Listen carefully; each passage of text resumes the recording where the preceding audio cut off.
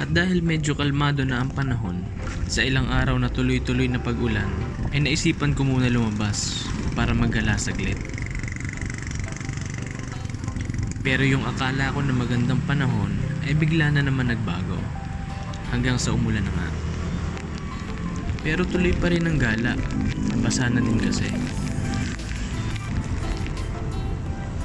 So samahan niyo po ako ulit na silipin ng isang abandonadong mansyon na pagmamay-ari ng isang dating presidente na si President Jose P. Laurel. Ang location pala nito mga ka-Endeavor ay dito sa may Puting Lupa, Calamba, Laguna. At kung ikaw ay isang rider na naghahanap ng lugar na medyo may thrill, ay baka pasok sa iyo tong spot na to. May elevation ito na 285 meter or 935 feet at may grade level na siguro mga 8 to 9, ganyan. At dahil nalimutan ko na ang daan, syempre kailangan na magtanong. Kuya, tanong lang, ito ba yung para pa Laurel's Mansion? Ay, Laurel Mansion po? Yun po. Sa kabila? Doon sa unang lalo po. Yung di ba may likuan po ng tikita. Pakala po yung may police. May police. So hindi doon sa may banda doon? Yan po yung... Kasi may kanto doon para nag-Y siya. Doon yun? Pataas po yun. Sige. Thank you. Diyan muna, pag gano'n ko po dyan, pagbalik niyo po dyan, likuan na po pagkata.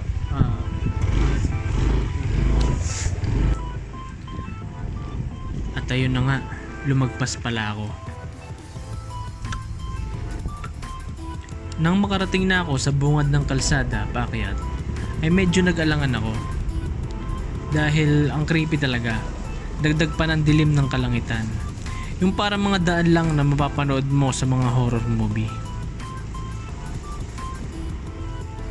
At habang tuloy-tuloy ang pag-akyat ko, ay medyo kinakabahan na ako kasi hindi ko alam kung ano yung biglang bubungad sa harapan ko. So binisita natin tong Laurel's Mansion. Wala na palang bumibisita dito. Ganito na pala yung daan nito.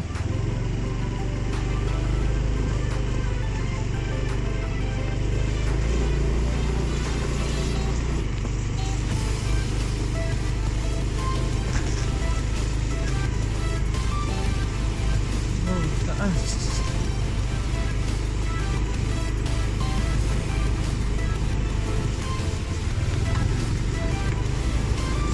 Medyo creepy pero ginusto natin to, so tuloy na natin.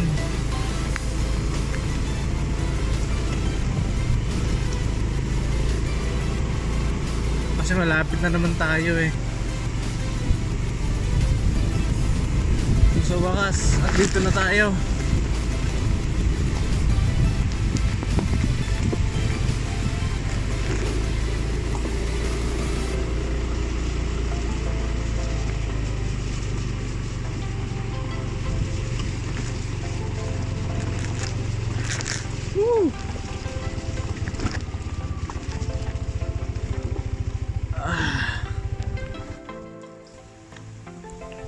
Pagdating ko sa taas ay talagang malayo na sa dating itsura nito dahil sa ilang araw na tuloy-tuloy na ulan at bagyo. Nakakatakot yung hangin. Grabe.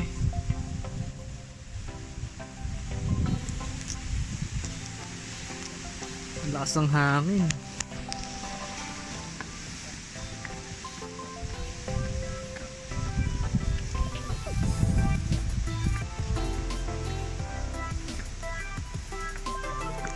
So ito yung Laurel's Mansion. At dahil hindi tayo makapasok sa loob, ay naghanap tayo ng video sa YouTube para maibahagi ang itsura ng loob ng mansyon na to. Salamat kay Sir RJH TV sa pag-upload ng kanyang vlog na nagamit natin.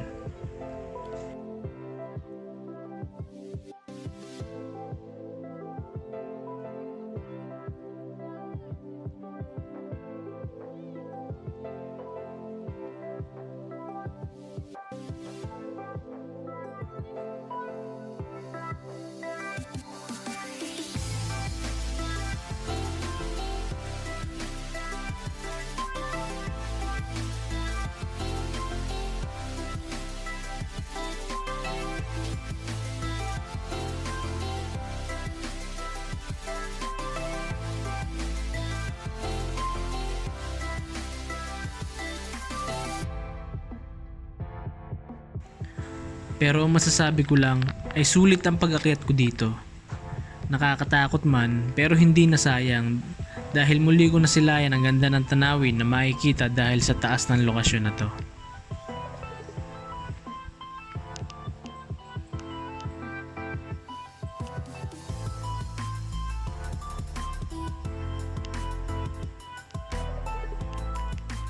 Ito yung lugar na sakto sa mga taong ang dami ng dalahin sa buhay.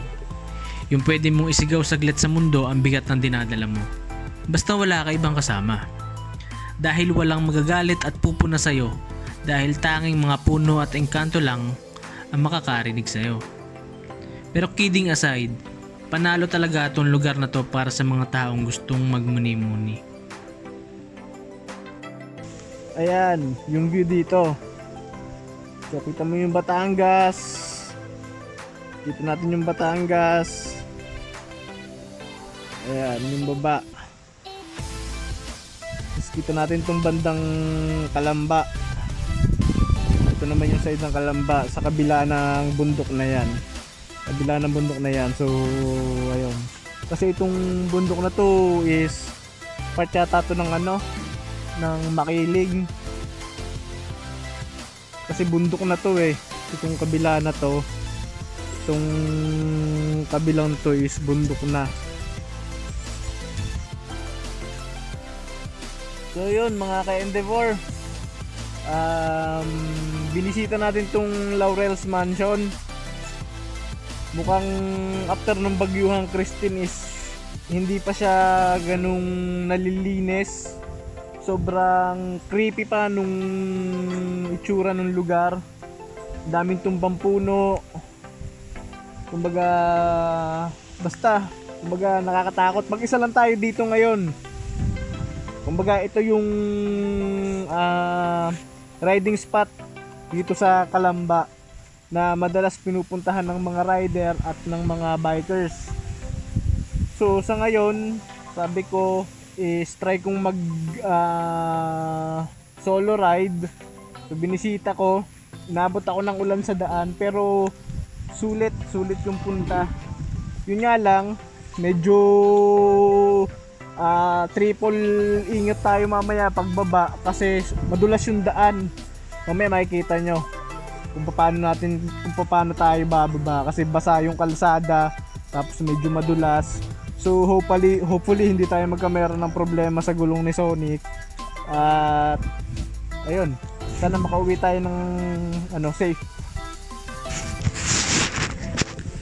Yun, pababa na tayo. At sana wala tayong maging problema. Medyo kinakabahan ako actually. Nangangatog yung tuhod ko. Kasi sobrang taas na ito ha. Totoo lang. Mataas tong lugar na to. At basa yung lugar. Pero tinuloy pa rin natin. Ganoon naman talaga yung mga adventurer Kahit medyo risky. Ayun. Tuloy pa rin ang biyahe. So yan. Makikita nyo yung daan. Kasi hindi pa ganun kaayos. Hindi na yata ito nalilinis or bibihira na siguro ito puntahan.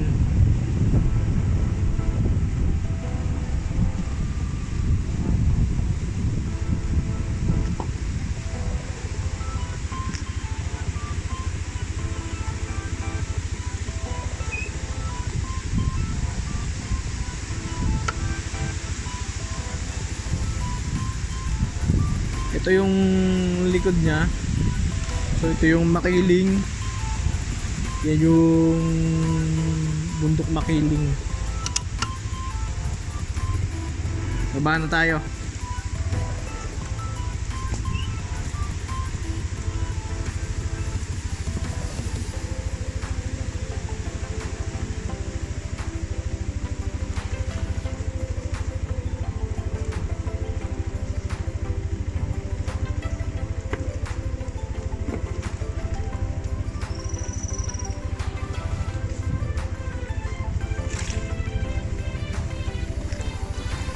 Itong puno pa dito,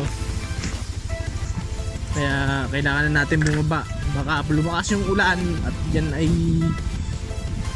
bumagsak pa, hindi pa tayo makakauwi.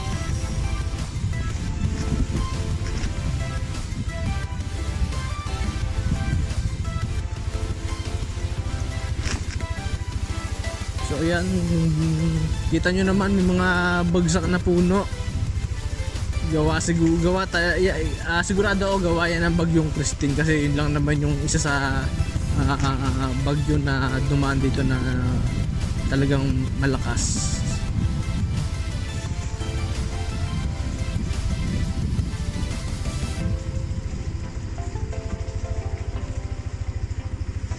So ayun, alalay tayo sa pagbaba dito kasi malumot yung kalsada.